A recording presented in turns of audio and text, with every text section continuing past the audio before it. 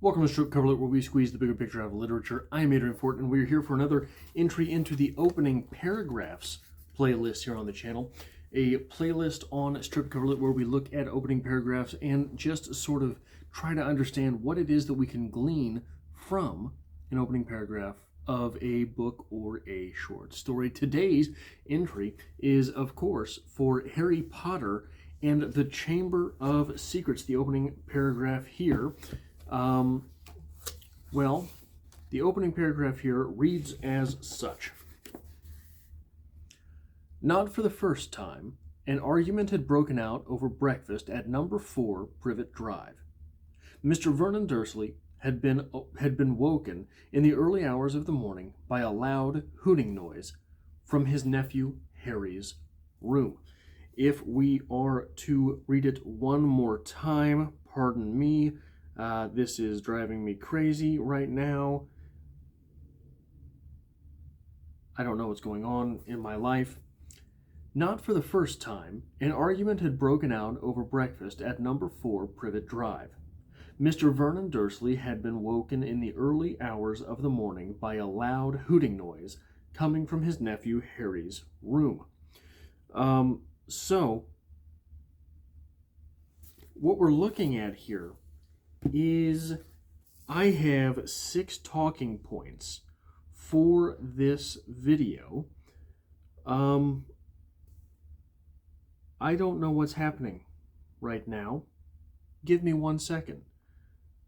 Okay. I'm an old person, and I don't understand how telephones work. So the first thing that should stand out here, as this is a sequel, is repetition. There is repetition involved here, and it comes to us from the first book in the series, Harry Potter and the Sorcerer's Stone. The opening paragraph to this book reads as such. Mr. and Mrs. Dursley of number 4 Privet Drive were proud to say that they were perfectly normal, thank you very much. They were the last people you'd expect to be involved in anything strange or mysterious because they just didn't hold with such nonsense. We go from that being the opening paragraph of the first book to, not for the first time, an argument had broken out over breakfast at number 4 Privet Drive. Mr. Vernon Dursley had been woken in the early hours of the morning by a loud hooting noise coming from his nephew Harry's room. We have essentially the same sort of thing going on. We have number 4 Privet Drive being introduced. We have the Dursleys being introduced. We have some bit of tension being introduced, and the mysterious being introduced. The mysterious or the magical. Here we have the magical versus the mysterious in the first book. So we're not going to understand yet that it is the magical unless we've already read that first book. Unfortunately, we have read that first book. And here's, it's important, I think, these books were written. I'm not saying you have to be young to read them. I'm not insulting anyone's taste in literature. But if you like Harry Potter, your taste in literature is garbage anyway. But what we're doing here is we're setting the stage a little bit easier for a younger audience to be able to pick up where we're at. The target audience for this, presumably, the target audience for this, younger. So when you mention the Dursleys, you mention number 4 Privet Drive, and you have this hint at the fantastical. The readers, as this is a sequel, are more readily available for that fantastical setting. They are more readily there in this book. They are automatically put there. And as from a writer's point of view, it gives you some place to start. If we're reading this from a reader's point of view, we may as well throw in some of the writer's point of view as well. It gives you some place to start. Hemingway always said that you should stop writing when you still know the next sentence. So long as a writer has something so formulaic as this to be an opening paragraph in his or her works, then wherever that last book stops, the next book has a beginning.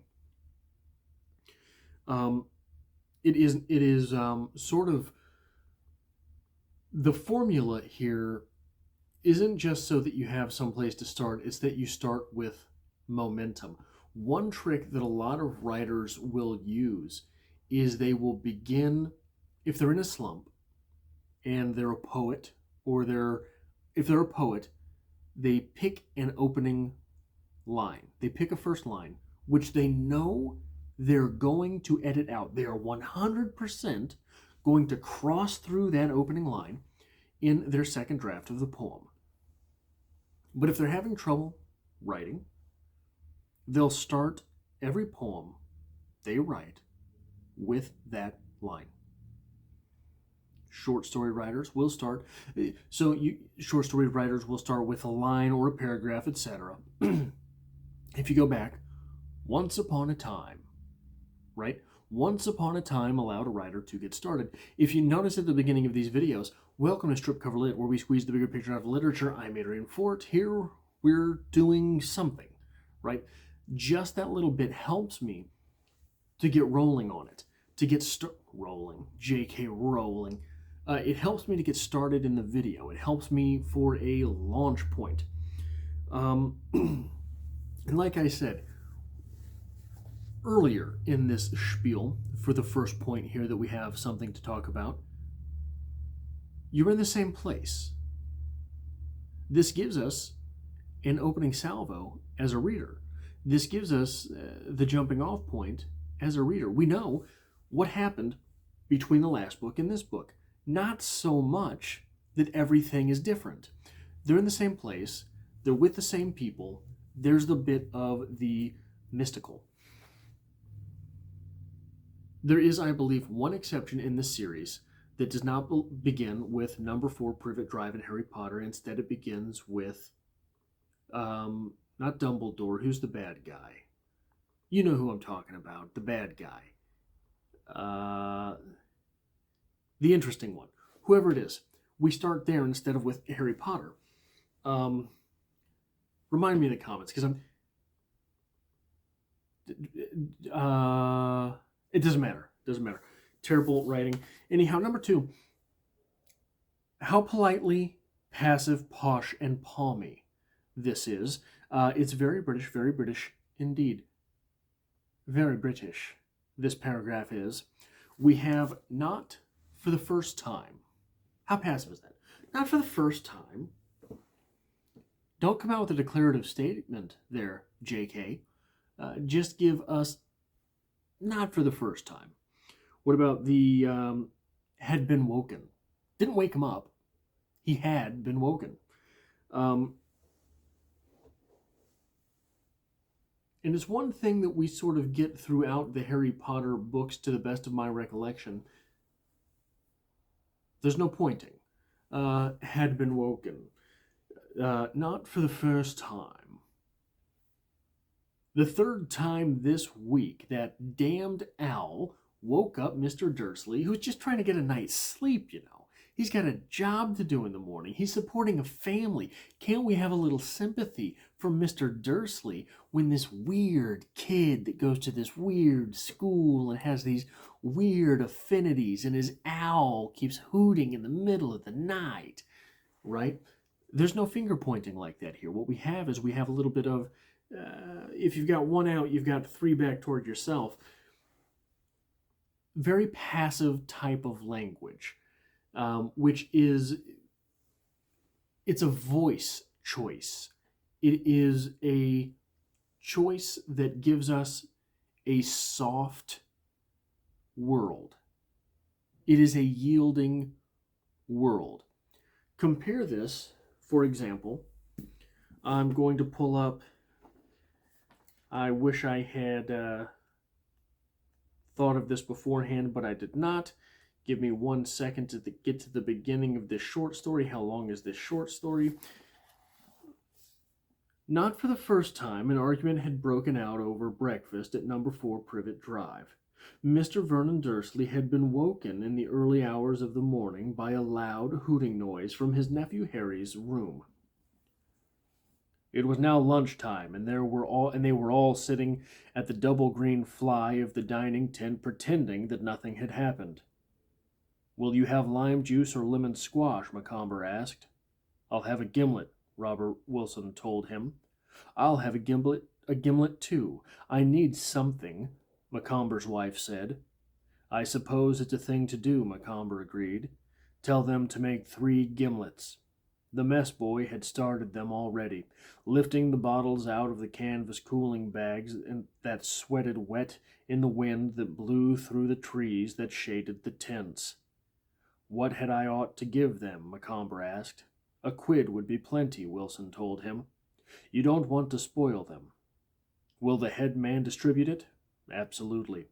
Francis Macomber had, half an hour before, been carried to his tent from the edge of the camp in triumph on the arms and shoulders of the cook, the personnel boys, and the skinner and the porters.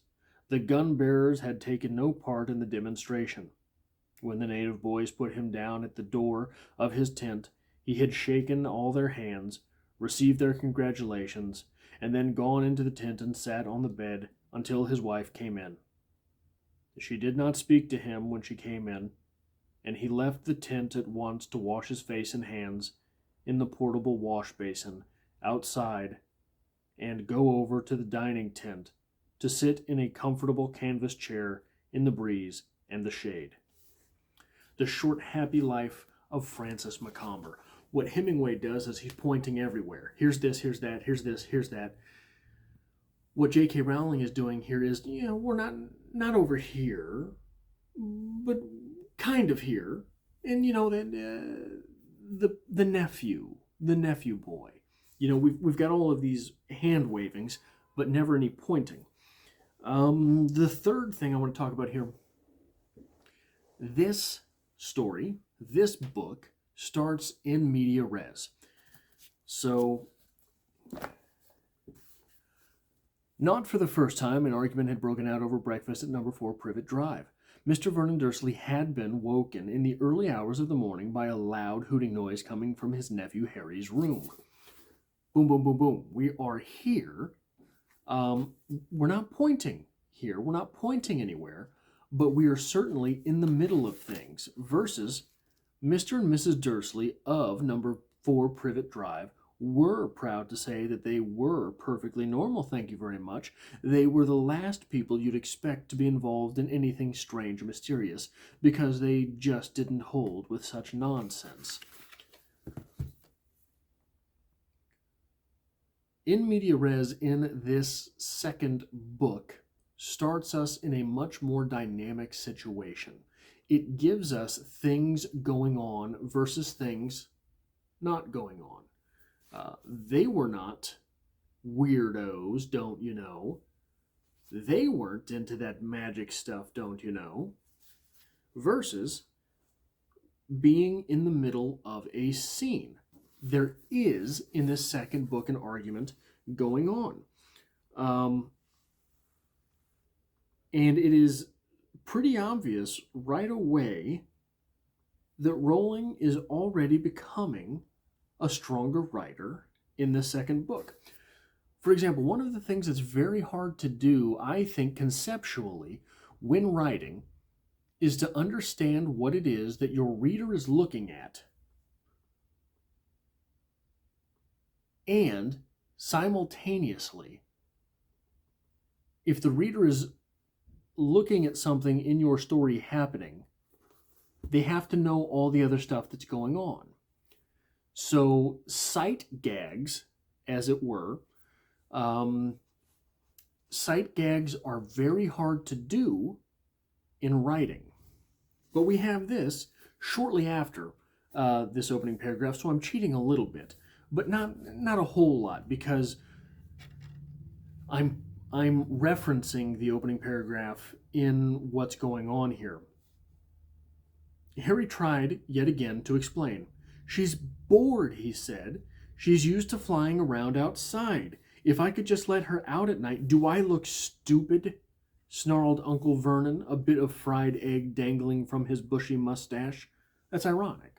He's asking you if he looks stupid, insisting in the practice of asking the question that he does not look stupid while looking stupid. This is a sight gag, an ironic sight gag, which is something hard to pull off in writing, but Rowling, I don't remember. Rowling does it here, and it's something that I don't think she could have pulled off in that first book. The first book was nowhere near as visual a feat as we already have here in the opening pages of the second book. The next thing that I think is interesting to sort of take away from this opening paragraph is how big a deal Hedwig really is. Hedwig is absolutely necessary to the magical portion, the mystical portion of this world that Rowling has created. Being that Hedwig is such an important aspect of this world, Hedwig is introduced in the very opening paragraph. And not just introduced, Hedwig is the problem of the opening paragraph. Hedwig is the reason Harry is arguing back to the Dursleys, something we didn't really, if I remember correctly, see him do in the opening book.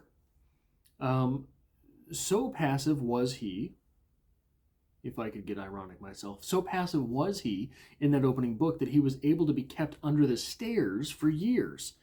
Ever see that movie, The People Under the Stairs? If you haven't, it's definitely worth checking out. I think it was the borderline of the 80s and the 90s, maybe 1992, 93. Used to creep the hell out of my little sister. And because Hedwig is front and center, so too is the idea of magic. Not the idea of mystic, creepy, weird stuff like in the first book. Magic. Immediately. And we have that as evidenced on page 2 with this exchange. Dudley, who is so large his bottom drooped over either side of the kitchen chair, fat shaming, grinned and turned to Harry. "Pass the frying pan." "You've forgotten the magic word," said Harry irritably. The effect of this simple sentence on the rest of the family was incredible. Dudley gasped and fell out of his chair with a crash that shook the whole kitchen, fat-shaming. Mrs. Dursley gave a small scream and clapped her hands to her mouth. Mr. Dursley jumped to his feet, veins throbbing in his temples. "I meant please," said Harry quickly. "I didn't mean—" "What have I told you?" thundered his uncle, spraying spit over the table, "about saying the M word in our house."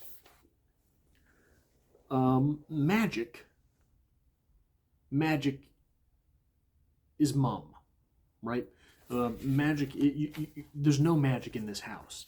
The idea of magic is here very much discouraged. Just the idea of magic, just the words of magic are discouraged here. And this is something that it's strong to introduce it with Hedwig because you have the magical world being the inflection point of that argument without it being magic. Harry did not turn some spell that ended up being the purpose of the argument. It was an element of that magical world instead. Number 5, argument. This opening paragraph is already an argument. So we know that this world, this house in which we are living as Harry Potter, is still dysfunctional. The house that we have is still one of abuse. The relationship with the parental figures though they are an aunt and an uncle, is one of abuse. We understand here that this is still the case. It is still an abusive relationship. There is that stress dynamic, which leads me to the sixth point. Hedwig hooting in the middle of the night. This leads us to believe that Harry himself is up with the owl in the middle of the night. And one thing that I have to say that I appreciate with the Harry Potter novels is it seems that there was some attempt to work real world problems that children or young people have into the fabric of the story, into the fabric of the storytelling. I believe obviously there were elements of bullying herein.